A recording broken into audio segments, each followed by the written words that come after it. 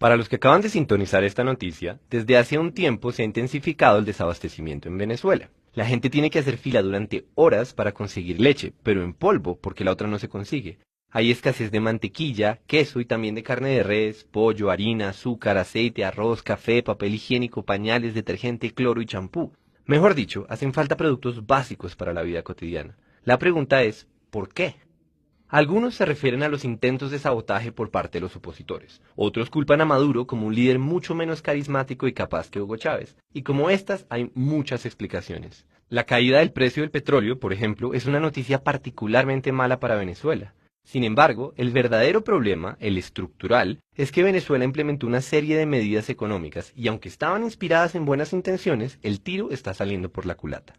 Pero antes de hablar de medidas económicas, pongámonos en contexto. Cuando los expertos dicen que la economía venezolana está fallando, la idea de fondo es que Venezuela, en lugar de economizar recursos, los desperdicia.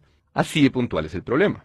Pero, ojo, desperdicio no solo es botar agua o dejar la luz prendida. Desperdicio es usar los recursos en vano, cualesquiera que esos recursos sean. Tiempo, espacio, talento humano, conocimiento, no importa. El punto es que Venezuela, el país con la mayor reserva petrolera del mundo, está sufriendo de desabastecimiento porque hay 30 millones de personas que no logran coordinarse para ofrecer bienes y servicios, al menos no de forma eficiente. Entonces, si en efecto esto es lo que está pasando, busquemos la evidencia. Un buen lugar para comenzar es PDVSA, que es como Ecopetrol, pero en Venezuela. Por extraño que parezca, además de extraer petróleo y venderlo en el exterior, PDVSA importa alimentos para distribuirlos como parte de su misión de abastecer al pueblo venezolano. No es que esto esté mal en sí mismo, ni tampoco que este hecho pueda explicar el desabastecimiento, pero es muy diciente que una petrolera sea la entidad elegida para entregar alimentos. Ahora piensen en la burocracia en Venezuela. Por ejemplo, para importar productos hay que comprar dólares, pero resulta que en Venezuela el Estado es el que vende dólares y entonces hay que pasar por un proceso burocrático que puede durar meses antes de importar cualquier cosa. Por otra parte, las empresas nacionalizadas en este momento no producen ni una cuarta parte de lo que producían antes y en cambio se pasan su tiempo llenando formularios, solicitudes, informes y todo tipo de papeleo para poder hacer su trabajo. Para colmo, se han perdido toneladas de alimentos que se pudrieron en almacenes porque nadie los llevó a su punto de entrega. Eso sin mencionar la corrupción que se come en los recursos del país y las fallas de coordinación que hacen que todo sea más lento. Y lo más grave es que este fenómeno se alimenta a sí mismo. El tiempo que los venezolanos gastan haciendo filas para poder comprar los productos que necesitan es una consecuencia del desabastecimiento, pero también es la causa de más ineficiencia. Estamos hablando de millones de horas humanas que se van a la basura y que se hubieran podido utilizar para mejorar la situación del país.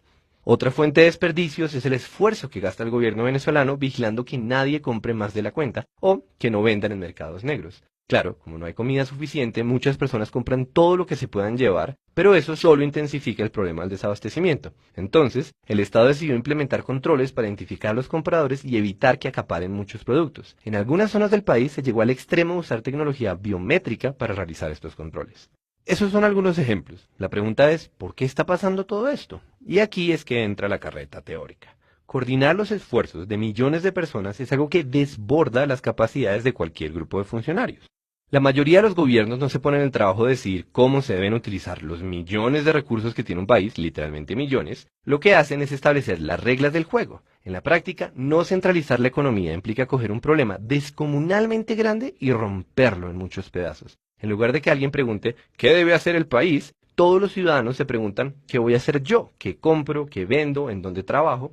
Y la suma de estas decisiones individuales determina el rumbo de la economía. Pero, y este es un gran pero, para que esta estrategia funcione, la gente necesita comunicar información constantemente. Información del tipo, alguien debería llevar este pescado a la ciudad, o yo traigo madera, y también preste para acá que yo arreglo barcos. La clave del mercado como mecanismo para economizar recursos está en que son los precios los que informan a la gente de lo que está pasando. Pérdidas y ganancias, en un sentido puramente económico, son indicadores de eficiencia o de ineficiencia.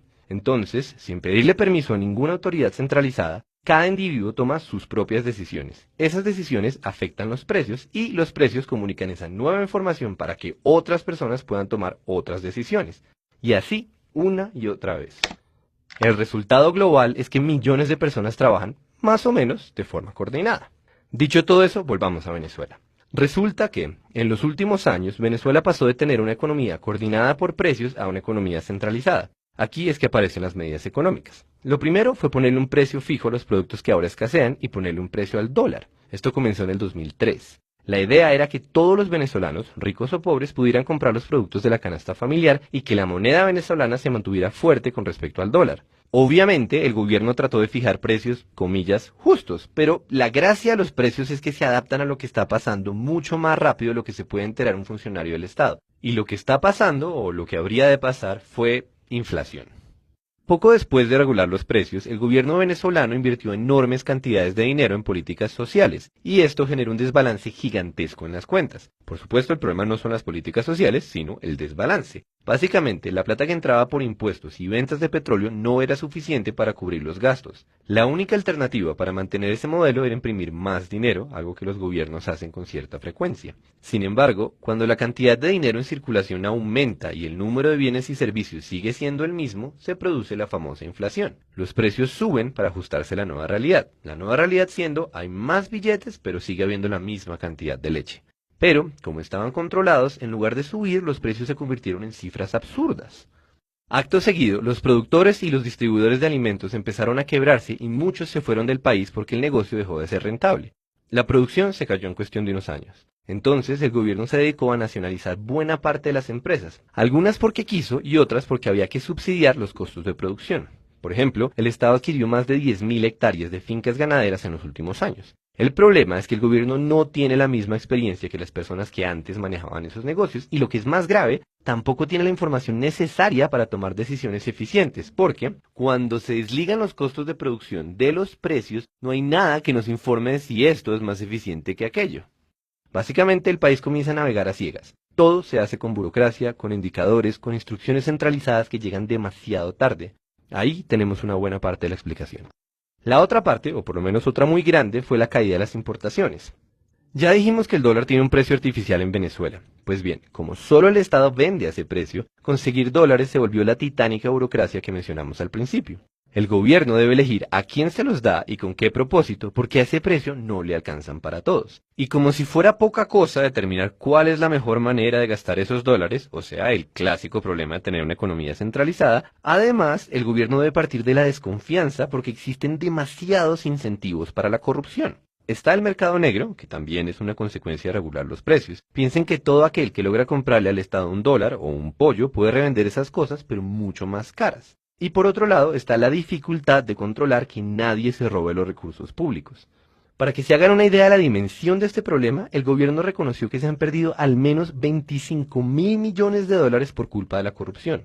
Entonces, ni modo, ahora Venezuela debe invertir una enorme cantidad de recursos para asegurarse de que otros recursos, como los dólares, se usan de forma adecuada. Eso implica supervisar las importaciones, vigilar los procesos de producción y controlar el comportamiento de los ciudadanos. El resultado, más desperdicio y más ineficiencia.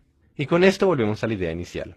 Como habrán notado, esta historia tiene una moraleja bastante reciclada a estas alturas del siglo XXI, y es que debemos distinguir entre los ideales que inspiran una serie de medidas económicas y las consecuencias de esas medidas, por ejemplo, el desabastecimiento.